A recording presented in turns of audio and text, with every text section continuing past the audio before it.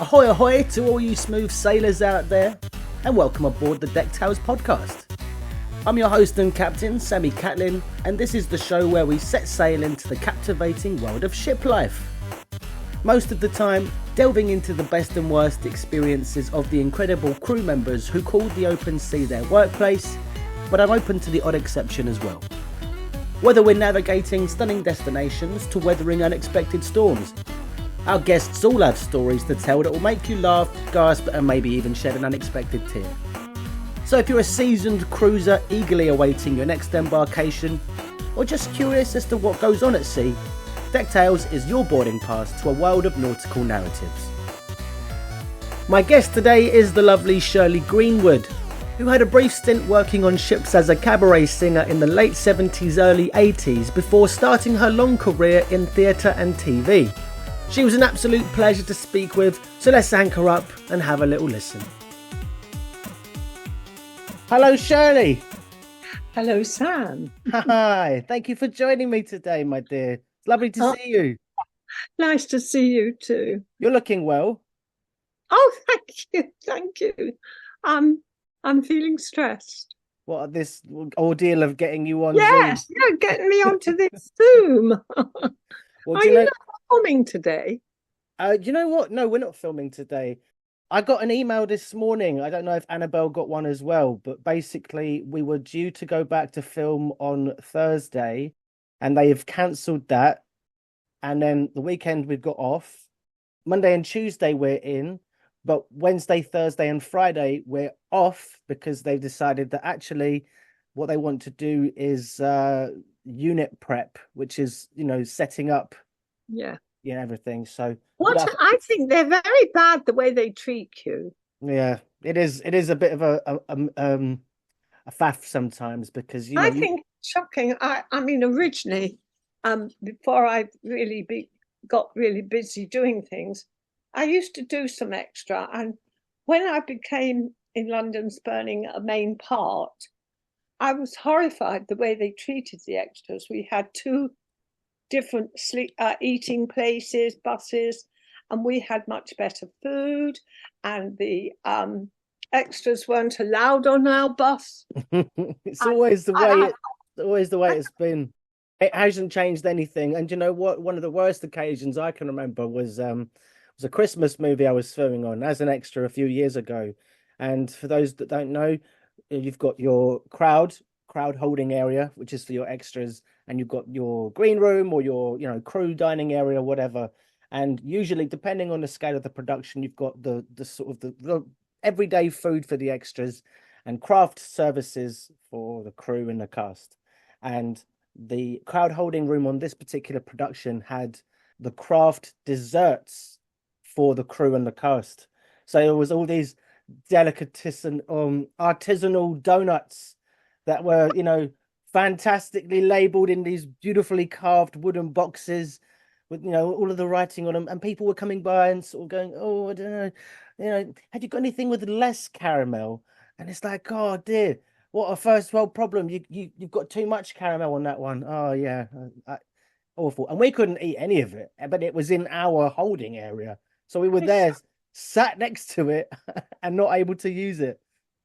Shocking.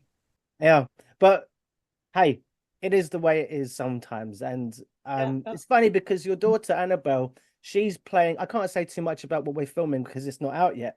But we're essentially fake crew, and even as fake crew, we don't get to eat the craft food. But I think more or less shocking because they weren't allowed on the same bus as us, and we had, when I did night shoots, we had Winnebago, whatever you call it. Winnebago. With a bed and everything. And of course, Annabelle says they just sit in the room. Yeah, that's it, if we're lucky. I said to Annabelle, don't ever get in the front of anywhere because they never use you if they recognize you. So get at the back, just stay at the back. That's the old advice, isn't it? Because if you get seen too much as an extra, then you're called off. That's it. We've seen enough of them. Yes, exactly. You're paid to be a blur in the background. But as I was saying, we're on this production that we're working on now, we're kind of like part of the core team of the crew. So we're playing fake crew, and I'm a Yeah. spark or electrician.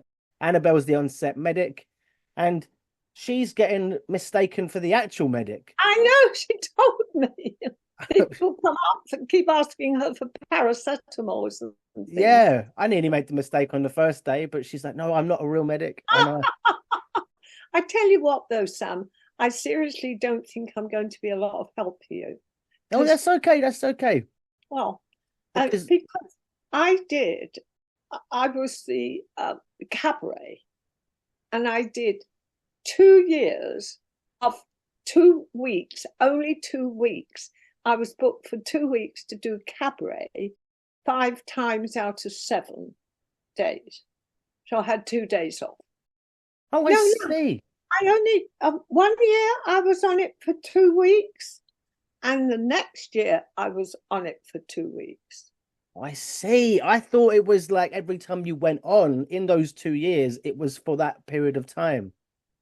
No, just I was booked for two with the Fred Olsen line.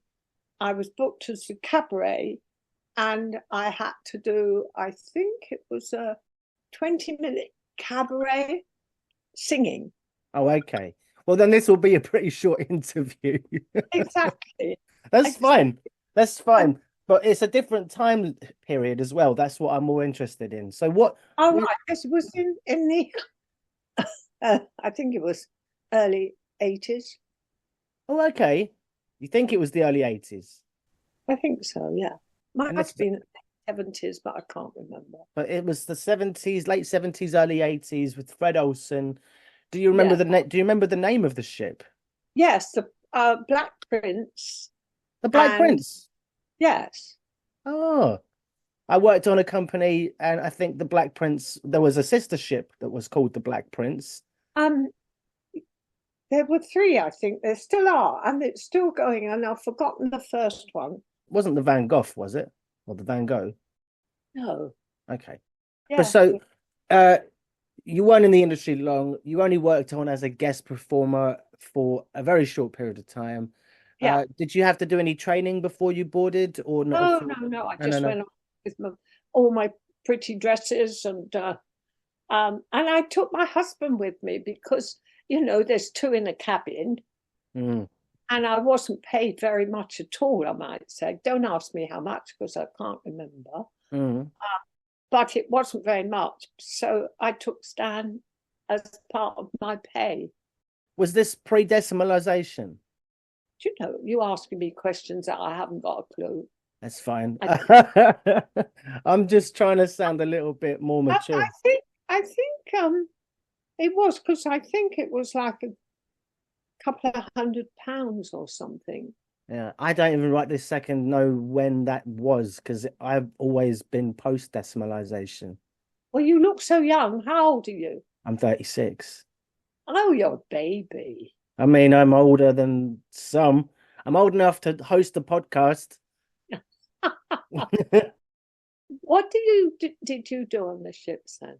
So I did entertainment hosting. I did game shows, quizzes, bingos, karaoke's. So did you book the entertainment? No, that's always done by an agent on land usually.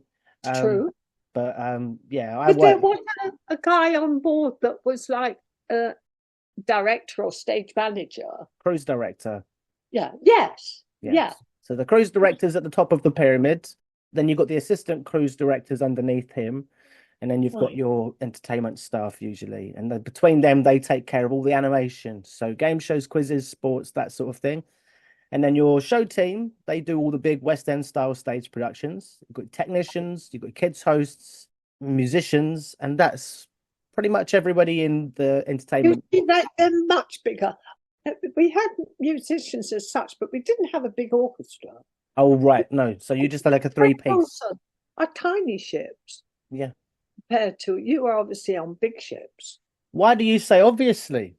Because I've got a nice banner. No, but you sound as though it was a great big entertainment crowd. We had a stage manager. I mean, I wasn't directed to do anything. I did what I wanted. Mm. It wasn't a big show. Okay, no, yes, but it wasn't a big ship in the scheme of how big ships are today. No way. The one that I worked on as well, I mean. I was Oh, on I see. I was on ships with about just over 1,000 guests. I think we must have been about 500 or 600. Mm. There's a lot of companies out there, and Yes, yes, I obviously know. your P&Os and your Royal Caribbeans, I yeah. went on to the P&O when it moored in Madeira. Oh, you Uh, as a guest or as no, I just went on. I knew someone that was working on them, and he said, "Do you want to come and have a look?" And all I right. went and had a look. So you've been on ships outside of going on to perform on them, just briefly. Yes. Okay. Well, so do you have any standout moments over the years of being on ships? Because it's not necessarily a podcast just for people that have worked on them for a long period of time. I'm looking to get experiences from people from every kind of period of history, from Oh, the past up to present. And of course, the opportunities to get the stories from the past are a lot harder for me to get yes. because it's a Did lot you? harder. We were docked at Tilbury.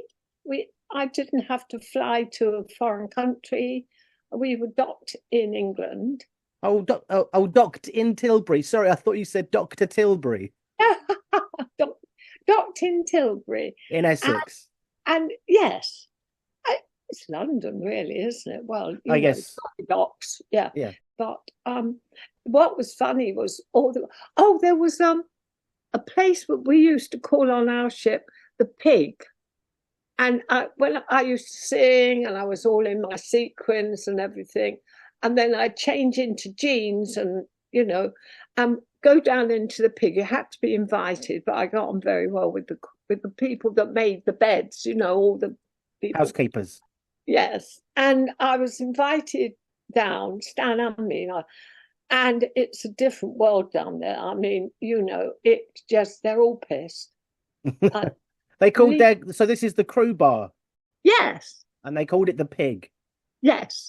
And and you could get a bottle of gin for like 90p or something, because it Goodness. was all duty free. Yeah, yeah. They weren't making a profit, like they were upstairs in the bar. Mm. And it was completely mad down there. You saw all these, like the head waiters and all that were off duty in completely different clothes. And, half of them were in bed with each other. I mean, it was it's like being down into a prostitute's place, it was absolutely crazy. But Okay. it was fun.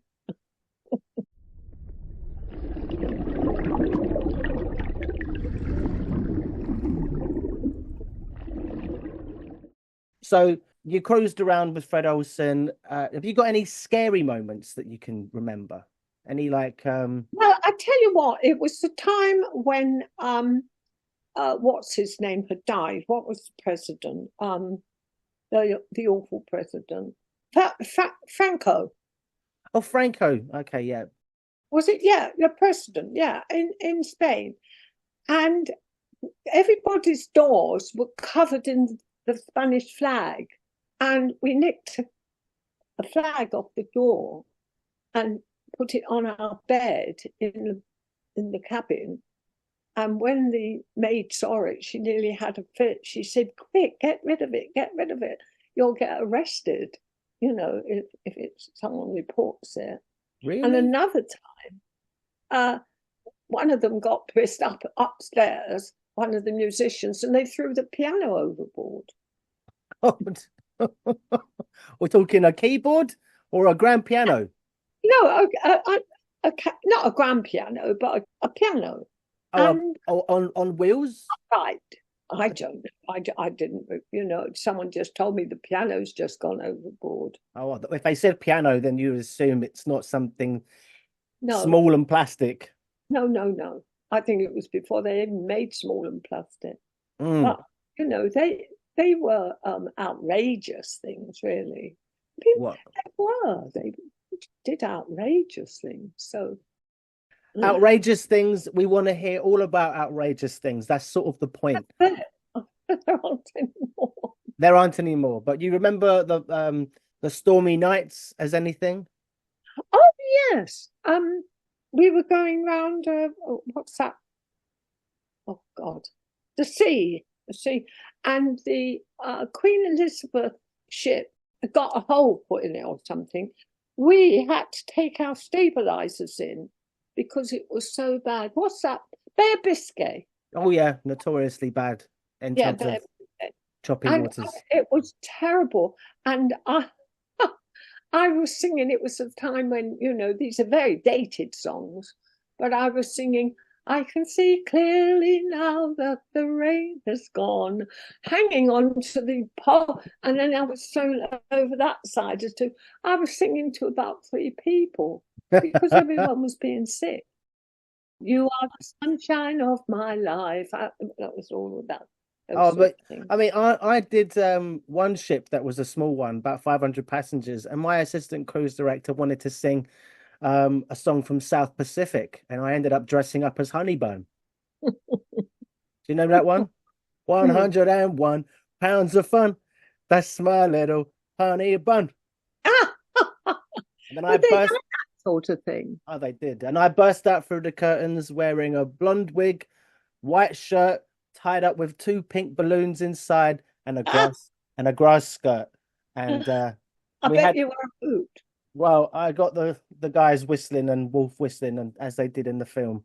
But yeah, it was fun. We used to obviously get quite a lot of older guests on those longer cruises. So Well, you do any cruise, I think, a because lot of ships, yeah.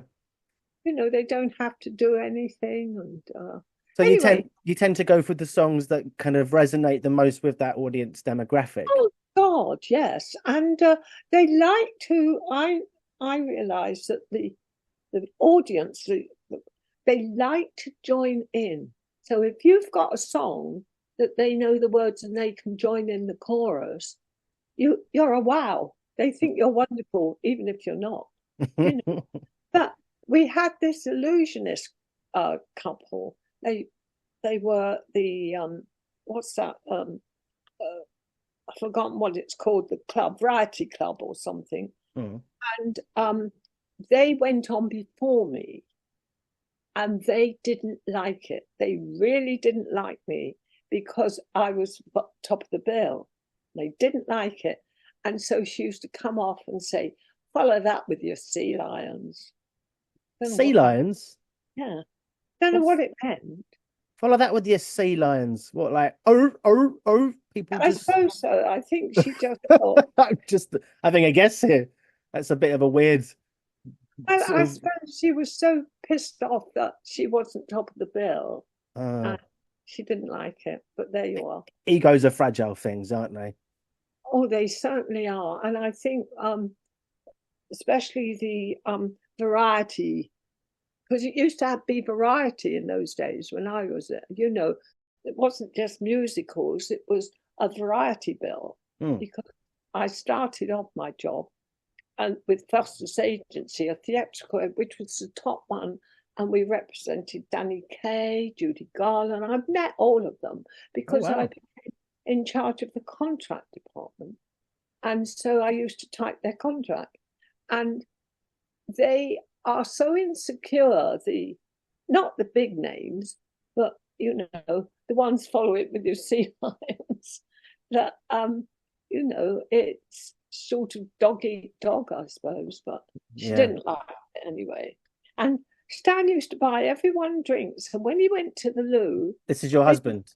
yeah, and when he went to the loo, they'd get up, they'd go to the bar, and they used to say, "We haven't got Stan a drink, darling, because he's not one of us." So Stan would come back and say, "Where's my drink?" And I'd say, "You're not one of us." And he said, "Right, I'm not mixing with these lot ever again." And we didn't mix with them, but they're not nice people, some Oh, of them. bitch, bitch, bitch. Oh, It, it's so jealous, a lot of jealousy. even though he'd bought them drinks. Oh, God, yes. Yeah, I So know. that was their way of saying we don't want it here anymore. Absolutely. He's not a performer. It's not a thespian. He's not a thespian. He doesn't deserve our company. Oh. Oh, they were horrible, horrible. So it My wasn't. job was to sit with everyone and anyone. Oh, well, I did anyway because it's part, as you say, it's part of your job. Mm. In a way, I was there to perform, and I wasn't told to, but mind you, most of the time I went down to the pig, which was more fun Where than the real those. salt of the earth go to mix. Yes. And when we got back on land, the first thing they all rushed to was the old, calf to have bacon sarnies because the food's so rich, especially on the Fred Olsen line. Oh, And they wanted the taste of what they could remember. oh Or God, yeah. I mean, and I was amazed that some of those people, it was their life. Well, if ever they lost their job, that would be terrible. They don't have a room, they don't have a home, uh, and they live on the ships for years, and they feel lost, but they've got no life other than on the ships. they have become That institutionalized. used to make me sad. Yes, Yeah. exactly. So Which is sad. it's their meal ticket, it's their way of life, as you say, because there's nowhere else for them to go, which is sad, but it is the way it goes for some people. I mean, look how the P&O treated all those people. Yeah, yeah. Do you remember why that was? Well, because they could get foreign people that would work cheaper. Yeah, and for those that don't know, just to remind, well, what we're talking about is at the start of COVID. No, it was at the It end. was at the end. When was that? It was like they got rid of a bunch of P&O got rid of a bunch of They got all of their staff, got rid of all of their staff. we're talking about union workers. Yeah, it must be. And it was the Dover, the P&O it was. Yeah, yeah. So they obviously wanted to cut some corners. They got rid of their union workers and they replaced them with people that were a fraction of the price but didn't have any experience. So No, that's right. the knock-on effect was they couldn't pass the safety checks needed to be able to go back to ferrying back and forth. Yeah. So there was a big pile up of long distance lorry drivers down at Dover Port because Yes. there's no way to offload their goods. And No, that it took a few weeks or months to sort it all out, but eventually I'm not I don't know quite what happened. sure, but I know it was, and of course, being down here in Ramsgate, loads of people worked all around here, this area, Mm, because Dover's just up the road. that's right. So I do know Ramsgate, isn't that the home of the country's largest Weatherspoons? yes, Such a random thing that I know that. yes, and we don't like the owner because he wants the airport and we don't. Oh, do you know why why I'm guessing he's in favor of more tourists coming his way. I possibly. It stands to ruin a very tranquil and otherwise quiet neighborhood. It's mixed. Mm, It's very mixed. We're DFLs down from London, mm. and they don't really like us. But my cleaning lady, for instance, she said, "Oh, we've got new neighbours. They're DFLs, but they seem all right." And I said, "Hang on a minute. I'm a DFL. I give you. I go into the local restaurants. I go into the local cafes." And I said, "But you don't see locals in them. So don't knock the DFLs because they're bringing money into the place."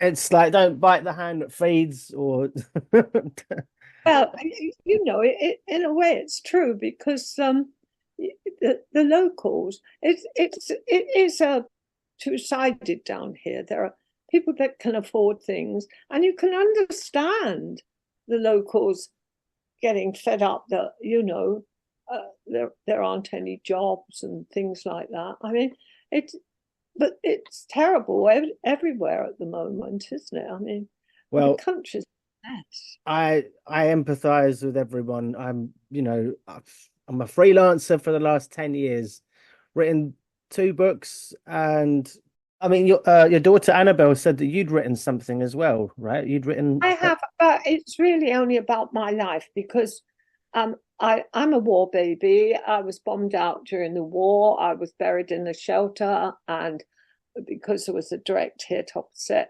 And then we went to Pembroke Docks and we So that got was bombed out. at any point were you not an evacuee?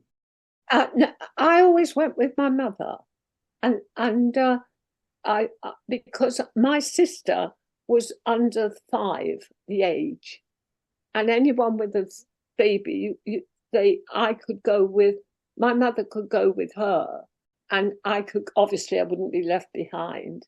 Mm. That's right. So if you were a young child, but you were over 5, then you could be evacuated to the country and stay with Yes, somebody else. But if you were yes, under 5, like my nan was evacuated with her sister to Devon, um, yes, who was a bit older, so that was why they got to go. But yeah. yeah, so you were in the shelters that got bombed. That must have been a scary Well, experience. no, it was a garden shelter in our garden Oh, on Anderson, and the sandbags in front of it blew over the door, so we couldn't move the sandbags. So we had to wait for the I've forgotten what they're called to come and dig us out. mm. It's a traumatic thing to have to try to go back to. So let's not dig too deep on But that. in a way, I was too young to understand. I mean, my mum was so good at sort of calming things down. I can't remember being frightened, Mm. really. So, and when we were bombed out in Pembroke Dock, it was a gasometer at the bottom of the garden blew up, and the shutters all fell. And um, my mum picked up my sister, who was a baby, and ran out of the room. And my dad came back and got me, but I was left in the room all on my own. Then I was frightened. Mm. But then bundled into the pram and went to the Salvation Army. And they gave us hot cocoa. I thought that was wonderful. Oh.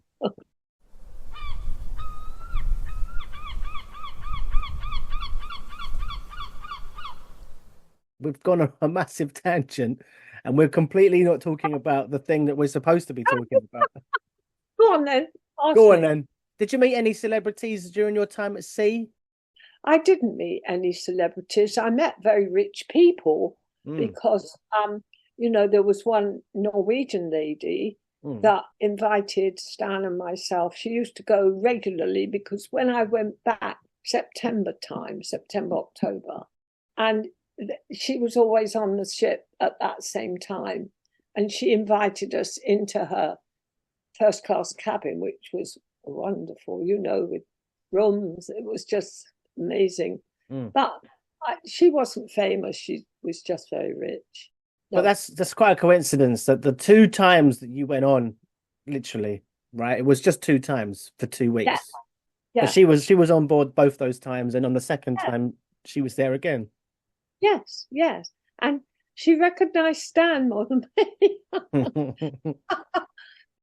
He had a very distinctive face, and so everyone always recognized him. Well, you Uh, you being the performer, and yeah, Stan not being the thespian that's not good enough to well, join people but for drinks. it's because when I was in the West End shows and I played the leads lots of time, I understudied, but I took over. And you're nobody. Nobody recognizes you on stage when you're in costume. You just have to get into something like London's Burning, and you're in everyone's sitting room. Mm. So you just open your door and you're recognized. And I mean, I opened so many garden fetes and cut so many ribbons. It was all, um, and that's just through being a small part in a television. Everybody knows you. Mm.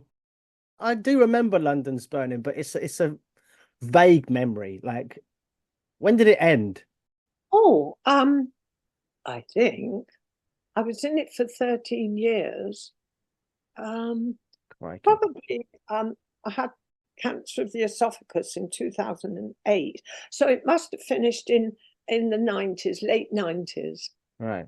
But I must tell you, just in case you start looking me up, someone had recognized me and they said, "We're going to look you up." And I just looked up Shirley Greenwood, not Shirley Greenwood, London's Burning. Mm. And I got my picture of me, and then next to me was this funny old woman who died, Shirley Greenwood, and her obituary and her service at the church. And I was really pissed off because I'm not dead. And so I had to put on, I kept getting, well, there were condolences and everything. I saying, we're so sorry to hear, you know. And then when I put, I am not dead on Facebook, all my theatre friends, I got all these, oh, thank God you're not sure. We've all got our tissues out and we're all so upset. But isn't that wrong? I mean, did you find out the reason for why the obituary got posted? I just put, well, there was a Shirley Greenwood that had died. There was a Shirley Green who had died, and they assumed it was you. Greenwood, I am. Sorry? I'm Shirley Greenwood. Oh, sorry. I'm just because it says Shirley Green on the screen. I am Mrs. Green. I'm Shirley Green, but on Equity, you know, you can't It's have your stage name. So exactly. So I added wood on the end of it. Ah, I just typed Shirley Greenwood. I okay. didn't put Shirley Greenwood, actress, London's Burning. Right. So I keep saying, you know, to all my theatre friends, I'm not dead. Did you have any moments at sea where you thought you might be? Because it can get quite hairy out there. Well, that one when we went round the Bay of Biscay, I was a bit scared because I can't swim. Oh dear. I know. Yeah. I wasn't that happy, I must say, at times. Yeah. I was a bit scared. Were you aware of any deaths at sea? No, I'm glad I didn't. Why, you get put in the fridge, don't you? Well, the freezer. Yeah. Did you have that? Yeah. People die in certain circumstances. Like one guy, he died mid, should we say, lovemaking. Oh, Stan's brother got killed, died on that. What a nice way to go. Yeah. And one guy, he, so basically what happened, if I remember correctly, the guy had taken one of those little blue pills. Yeah.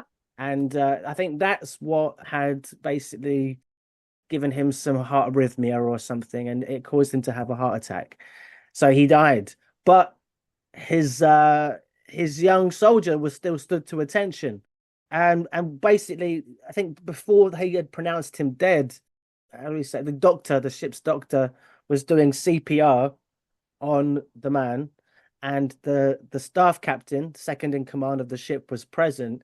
And he had to be asked to leave because he couldn't stop laughing. Because every time that they did a chest compression, the man's John Thomas did one of them. Well, I'd laugh if that happened. I mean, yeah. Oh, what? One other guy had died on the toilet from too much straining. I think he overdid it, and they found him on the floor, with his mouth in like lockjaw. Oh. And well, they had to basically put a belt around his head and hold the belt to close his jaw. Oh. And his widow was quite quick on the scene to try and get the wedding ring back. I think they were newlyweds. When my mother died, the first thing my sister said was, "Can I have the watch?" Oh, God. What, straight away? Right, we ran the bed. Can I have the watch? We're talking like, what, moments after the death has been pronounced, or not even? Oh, we were in hospital, and Stan actually said, "Shell, she's gone." We were there all day. And my sister said, "Can I have the watch? I'd like it for my grandson." And Stan just took it off and gave it to her. You know, we had let her have the lot, for God's sake. Yeah. But it's awful the way people are with wills and money, and how, you know, it changes people.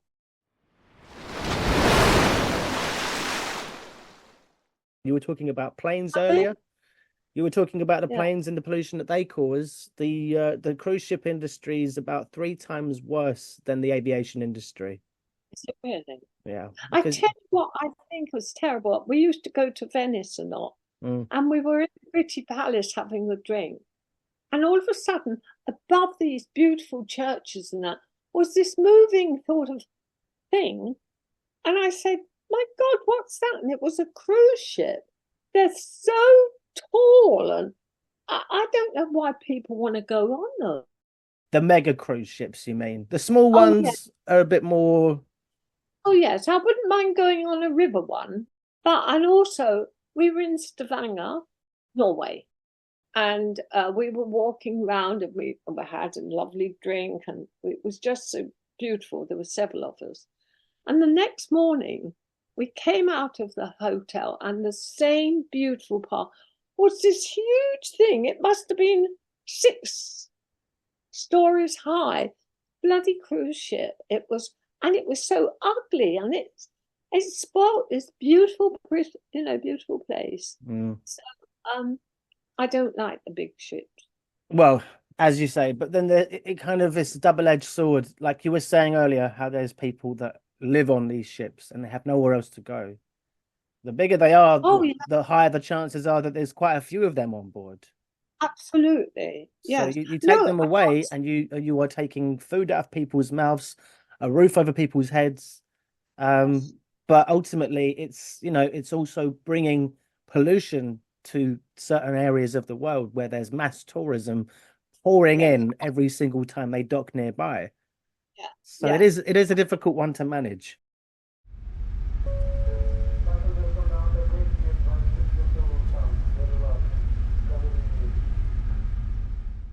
Obviously, Oh, you were on board with your husband, so that rules out the question about was there any forbidden romances? But oh, loads of it, but it wasn't for me. no. But yes, down in the pig, I Yeah, you mean, said everyone was yeah, everyone's. yeah, but not really. No, you see, I was very sheltered. I was the I know, staff, yeah, yeah, and I was in a cabin with my husband, yeah. and I wasn't single, living on it and having a good time. Um, so Well, you really, were having a good time with your husband. Let's give Stan some credit. yes, I was, but he Sorry, Stan. Is Stan around? Where is Stan? he died the second he died at like 4 years ago last Sunday, Easter Sunday.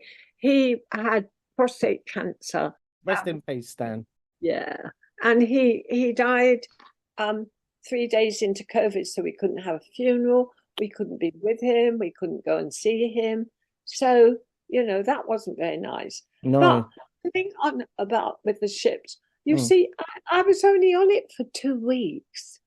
In 2 years to 2 weeks. Yeah. So a month in total. I mean, it was a big opportunity to go and not be having to pay for it. Absolutely. And I decided what I was going to do. I didn't have someone telling me, you got to do this, you got to sing this. I had to work out my own act. Mm. Did you have any nicknames? Nicknames, Did the crew give you any nicknames? not that I got nicknames in the theatre, but What's your I'm, nicknames in the theatre? Is that PC? one is Show the Pearl. Shirl the Pearl. I love that. How did you get into the boats? I walked on the gangway. But But so Only the you've done obviously 13 years on a TV show. How many years have you been in the theatre? Well, I've been in the theatre for about 50 years at least. Wow. And you're kind of doing musicals mostly, or I did, yes. But I did do Fringe, and that's how I got into London's Burning, because I played the lead in at Hampstead in the Hamlet of Stepney Green, which was a very famous Jewish writer, wrote it, Bernard Copps.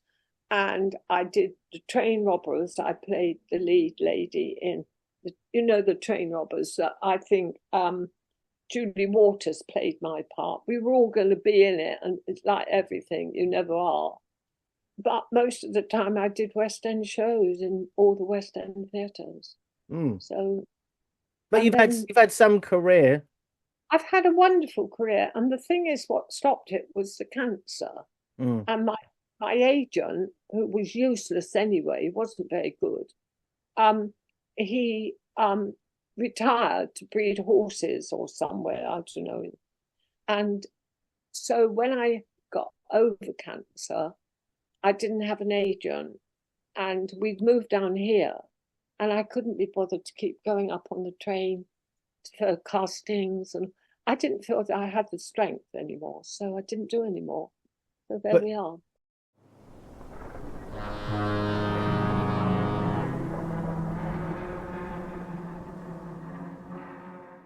Have you been on any ships since you've not worked on them? We did book to go on Avalon. Do you know Avalon, the company? I've heard of them, but I've not been on them. It's to do with Viking. All right. And we booked it, and we booked another one also to go to see the lights in Norway. But I had to cancel them all. One was COVID, and the other one, Stan was too ill by then, and so we couldn't go. But I'd like to do that, the small ships. You know, they're not too big.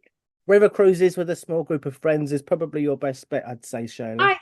You won't have to deal with thousands of people trying to all get on and off at the same time.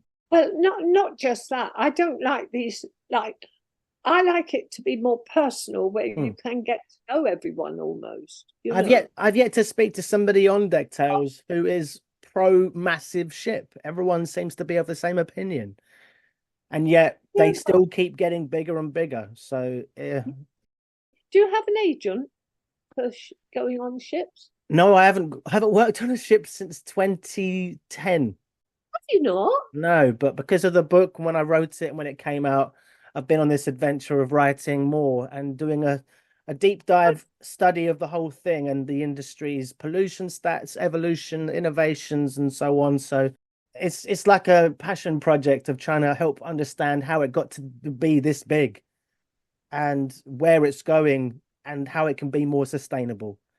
But we've only got a minute left. Right. Well, then in this minute, I'd like to wish you lots of luck, and I hope it all works well and it's a success. Thank you very much, Shirley. And we must talk again. Yes, but it's been lovely talking with you. Hopefully, we can catch up again another time soon. Thank you so much. Right. Lots of love. Take care. And it's been nice meeting you. You too, my darling. But how do I get out of this? It's okay. It will cancel out itself. It will cut off. I'm going. Bye-bye, darling. Bye. So there you have it. That wraps it up for this episode of Deck Tales. I hope you enjoyed it. If you've been entertained by the tales of laughter, camaraderie, and the occasional stormy sea, then don't forget to subscribe, rate, and leave a review. Your feedback helps us to navigate the podcasting waters and continue bringing you these fascinating stories. Before I sign off, if you'd like to share your own stories for future episodes, then I'd love to hear from you. Simply get in touch over the socials, because after all, the best stories often come from our listeners. As we navigate through the waters of life, remember to enjoy the journey as much as the destination, as well as those you choose to share the adventure with. I've been your captain, Sammy Catlin. Until next time, fair winds, smooth sailing, and may your adventures be as unforgettable as those shared here on Deck Tales. Bon voyage.